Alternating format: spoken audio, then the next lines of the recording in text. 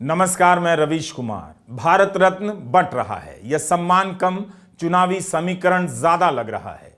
कहीं इसके जरिए सरकार बदल रही है तो कहीं बीजेपी को नया दल मिल रहा है।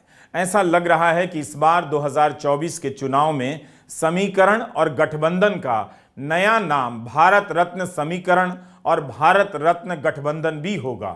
गोदी मीडिया के स्टूडियो में एक अलग ग्राफिक्स बनेगा। भारत रत्ना रिजल्ट, कहां कहां पर यह सम्मान बांटकर वोट मिला है, इसका हिसाब होगा। सम्मान की राजनीति भारत की राजनीति का अभिन्न अंग है। अगर इसे ठीक से किया जाए तो बिना काम किए आप सम्मान की राजनीति के नाम पर, पहचान की राजनीति के नाम पर 10-20 साल सत्ता में आराम से निकाल सकते हैं। जिस तरह से राजनेताओं का भारत रत्न के जरिए सम्मान हो रहा है, उम्मीद कीजिए एक दिन कोई प्रधानमंत्री ऐसा भी आएगा जो सभी 140 करोड़ भारतीयों को आधार कार्ड देखकर भारत रत्न दे देगा। अगर नेता को देकर वोटर को साधा जा सकता है तो क्यों ना सीधे सीधे हर मतदाता को भारत रत्न दे दिया जाए। नेता को अपनी पार्टी या गठबंधन में बुलाकर चुनाव जीतने की जरूरत नहीं पड़ेगी। इस साल या तो एक साथ सबके नामों की घोषणा हो जाती, लेकिन जिस तरह पहले कर्पूरी ठाकुर, फिर उसके बाद लालकृष्ण आडवाणी, फिर उसके कुछ दिन बाद आज चौधरी चरण सिंह, पीवी नरसिम्हा राव और एमएस स्वामीनाथन को भारत रत्न दिए जाने की घोषणा हुई है, उससे यही लगता है कि चुनावी समीकरण को साधने के लिए इसकी घोषणा की जा रही है। कर्पूरी ठाकुर को जब भारत रत्न की घोषणा हुई तभी अपने वीडियो में हमने कहा था कि इसका इस्तेमाल अब राजनीतिक हथियार के रूप में हो रहा है। वहां सरकार बदल गई। पश्चिम उत्तर प्रदेश में चौधरी चरण सिंह को भारत रत्न देकर एक नया दल गठबंधन में लाया जा रहा है। एनडीए के गठबंधन में चरण सिंह के पोते जयंत चौधरी ने ट्वीट किया है, दिल जीत लिया। लोगों ने लिखा, दल भी जीत लिया। चर्चाएं चल रही थीं कि जयंत चौधरी बीजेपी के पाले में आ जाएंगे। अब इसमें कोई शक नहीं रहा। वैसे इस अर्थ में प्रधानमंत्री मोदी को परिवारवाद से भी कोई दिक्कत नहीं। जयंत चौधरी को दल में लाने के लिए उनके दादा और पूर्व प्रधानमंत्री चौधरी चरण सिंह को भारत रत्न देते हुए परिवारवाद के मुद्दे पर प्रधानमंत्री मोदी अपने आप घुटने टेक रहे हैं। वे इस मुद्दे से लड़ने नहीं चले थे।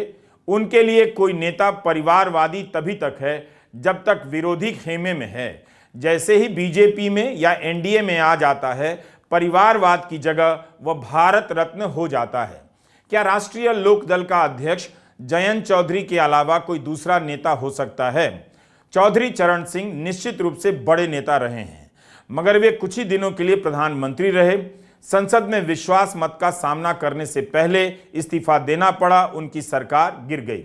इसके बाद भी चौधरी साहब का राजनीति में बड़ा योगदान है। यूपी में उन्होंने जमींदारी प्रथा खत्म करने में सक्रिय और अग्रिम भूमिका निभाई।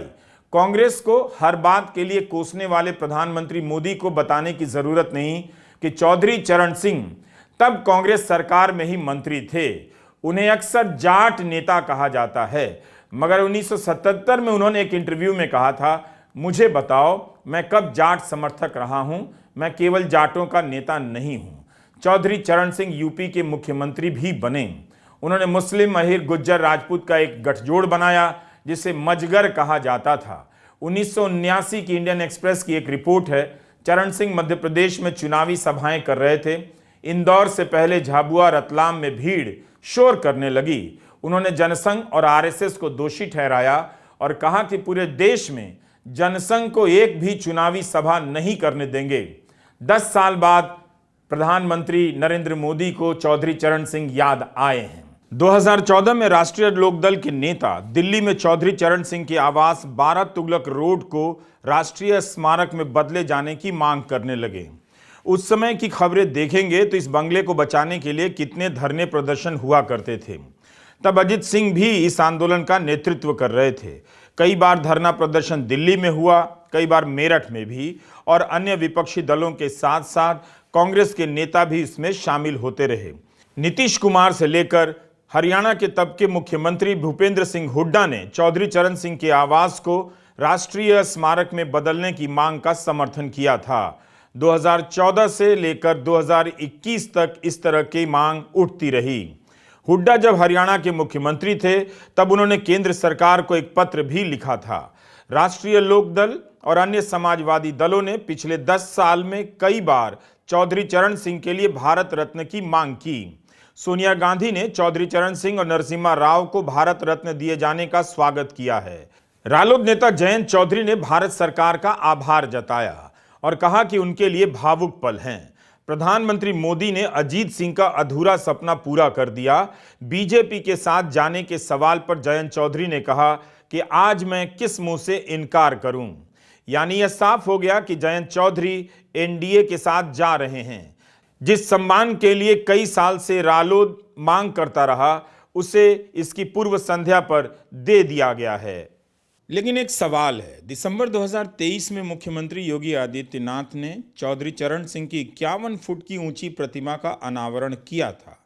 पिछले साल तब जयंत चौधरी बीजेपी के साथ क्यों नहीं गए? उस समय रालोद केंद्र से भारत रत्न की मांग कर रहा था।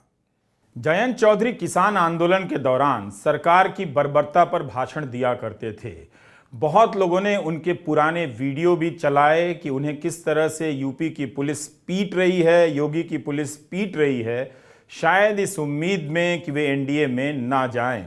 और लोग याद दिलाते रहे कि वे न्यूनतम समर्थन मूल्य की मांग किया करते थे। आज उसके बदले एक भारत रत्न से प्रधानमंत्री ने उनका दिल जीत लिया है और दल भी जीत लिया है। जिस बीजेपी को किसान विरोधी कहा, अब वे बीजेपी को गले लगाएंगे। 2022 के चुनावी आंकड़ों को देखिए तो पश्चिमी यूपी में रालोद और समाजवादी पार्टी ने मिलकर चुनाव लड़ा। रालोद का वोट प्रतिशत 16.70 रहा, समाजवादी पार्टी का 19.32% रहा पश्चिम उत्तर प्रदेश में। इन दोनों से कहीं ज्यादा पश्चिम उत्तर प्रदेश में अकेले बीजेपी को 47.82% वोट मिले। बीजेपी यहां पूरी तरह से सुरक्षित नजर आती है। तब फिर बीजेपी रालोद को लेकर इतनी बेचैन क्यों है? विधानसभा चुनावों में रालोद 33 सीटों पर लड़ी थी और 8 विधायक ही जीते। तो क्या यह सब केवल इंडिया गठबंधन को तोड़ने के लिए किया जा रहा है? इंडिया गठबंधन के मतदाताओं को कंफ्यूज करने के लिए यह सब कुछ किया जा रहा है। बहरहाल एक साल से कहा जा रहा था कि 24 के चुनाव में प्रधानमंत्री को बहुत वोट मिलने वाले हैं, 400 सीटें आ जाएंगी, उन्हें कोई नहीं रोक सकता, उनके सामने कोई चुनौती नहीं। राम मंदिर बन जाने के बाद इसे और ठोक बजाकर कहा जाने लगा। मगर 4 दिन भी नहीं बीते कि कर्पूरी ठाकुर को भारत रत्न देने का ऐलान होता है। बिहार में सरकार बदलती है। जिस नीतीश कुमार को भाजपा ने पानी पी पी कर कोसा, कहा कि कभी एनडीए में इन्हें वापस नहीं लेंगे, उस भाजपा ने दौड़कर उन्हें गले लगा लिया। राजनीति को नहीं समझने वाला भी यही कहेगा यह सब बिहार की 40 लोकसभा सीटों को पक्का करने के लिए किया गया है। राज्यसभा और लोकसभा में प्रधानमंत्री मोदी जब कांग्रेस को ललकारते हैं तो लगता है उनके सामने कोई चुनौती नहीं है, लेकिन सदन के बाहर की राजनीति में उनके लिए जयंत चौधरी भी बहुत बड़ी चुनौती बन जाते हैं और उन्हें साधने के लिए वे परिवारवाद के मुद्दे को छोड़ देते हैं, भारत रत्न की घोषणा कर देते हैं। चौधरी चरण सिंह को प्रेम करने वाली जनता क्या कभी यह समझ पाएगी कि भारत रत्न उन्हें उनके काम के बदले मिला है या 5-7 सीटों के गठबंधन के बदले? यह सम्मान है या सौदा है? सौदे के बदले मिला सम्मान सम्मान नहीं होता, भले उसका नाम भारत रत्न ही क्यों ना हो। चौधरी चरण सिंह के लिए भारत रत्न की मांग अखिलेश यादव ने भी की थी, जैसे कर्पूरी ठाकुर के लिए नीतीश कुमार और लालू यादव दोनों ने की थी। पीवी नरसिम्हा राव को भी भारत रत्न दिया जा रहा है। यही प्रधानमंत्री थे जब बाबरी मस्जिद ध्वंस की गई, जिसके बाद नरसिम्हा राव ने 5 संगठनों पर अनलॉफुल एक्टिविटीज प्रिवेंशन एक्ट 1967 के तहत प्रतिबंध लगा दिया। राष्ट्रीय स्वयंसेवक संघ, विश्व हिंदू परिषद, बजरंग दल, जमाते इस्लामी हिंद और इस्लामिक सेवक संघ पर प्रतिबंध लगाने वाले राव को भी भारत रत्न दिया जा रहा है।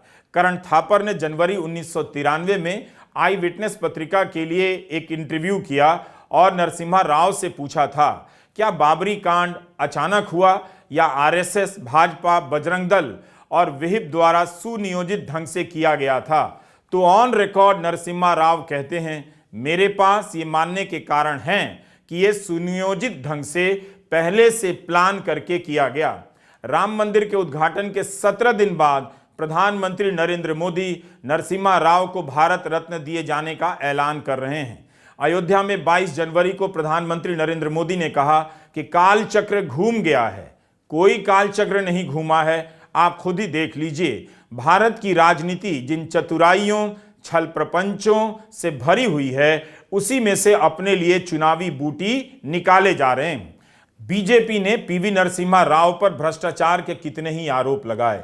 आज वही बीजेपी और उसके नेता प्रधानमंत्री नरेंद्र मोदी नरसिम्हा राव को भारत रत्न दे रहे हैं। यह मास्टर स्ट्रोक नहीं है, इसे मेमोरी लॉस कहते हैं, हिंदी में स्मृति लोप। नरसिम्हा राव के निधन पर आरएसएस प्रमुख के.एस. सुदर्शन ने पांचजन्य में उन्हें श्रद्धांजलि दी और लिखा कि कार सेवकों पर उन्होंने कोई कार्रवाई नहीं की, वो अकारण नहीं रहा होगा। मतलब इशारे में कह गए कि ध्वंस के पीछे उनका मौन समर्थन रहा होगा। सुदर्शन ने यह भी लिखा है कि उन्होंने दबाव में राष्ट्रीय स्वयंसेवक संघ को बैन किया और उनके साथ हमारा रिश्ता हमेशा अच्छा रहा। उनका सबसे बड़ा योगदान था कि उन्होंने सीआरपीएफ की टुकड़ी अयोध्या नहीं भेजी जब तक रामलला की मूर्ति को गर्भगृह में स्थापित नहीं किया गया।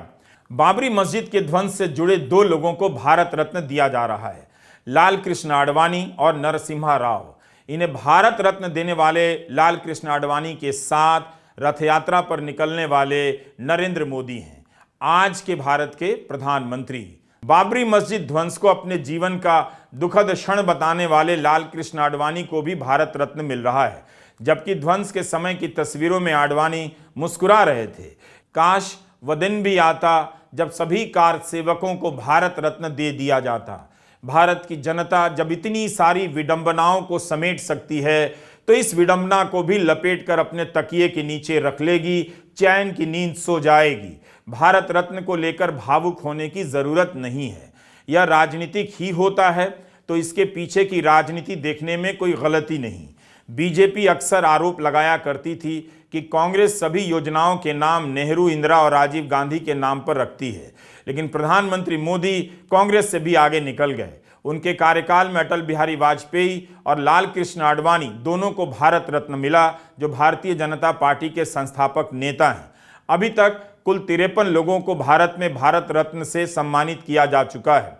नरेंद्र मोदी के कार्यकाल में 10 लोगों को भारत रत्न दिया गया है, जिसमें से 5 इस बार दिए जाएंगे। भारत रत्न सर्वश्रेष्ठ पुरस्कार है। यह मांग के आधार पर पहले भी दिया जाता रहा है।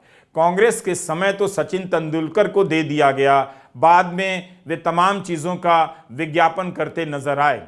लेकिन क्या मांग के आधार पर भारत रत्न दिया जाना चाहिए? राजनीतिक समीकरण जोड़ने और दल बदल कराने के लिए भारत रत्न दिया जाना चाहिए? फिर इस सम्मान की क्या अहमियत रह जाएगी? ऐसा लगता है कि हम एक देश के रूप में एक सर्वश्रेष्ठ सम्मान देने की प्रक्रिया भी सर्वश्रेष्ठ और पारदर्शी नहीं बना सके और न सक्षम हैं। लगता है प्रधानमंत्री भी इस तरह की मांगों से तंग आ चुके हैं। वे इसकी घोषणा तो कर रहे हैं, मगर साथ ही भारत रत्न का मान भी घटा रहे हैं कि जो मांगे उसे दे दो, जिसे चाहिए उसे दे दो, कहानी किस्सा खत्म करो। बस कह दो कि साथ में वोट लेता आए, साथ में सरकार लेता आए, साथ में कोई दल लेता आए। भारत रत्न दिए जाने का कुछ तो पैमाना होना चाहिए कि मिलने पर लगे कि किसी को मिला है। अभी तो केवल प्रधानमंत्री और राष्ट्रपति ही चुन लेते हैं कि किसे दिया जाना है। मांग और मन के आधार पर दिए जाने से एक दिन यह सम्मान भारत रत्न की जगह मांग रत्न या मन रत्न कहा जाने लगेगा। जो भी है, इस बार बीजेपी का बेड़ा पार कराने में भारत रत्न काफी काम आता लग रहा है। नमस्कार, मैं रवीश कुमार।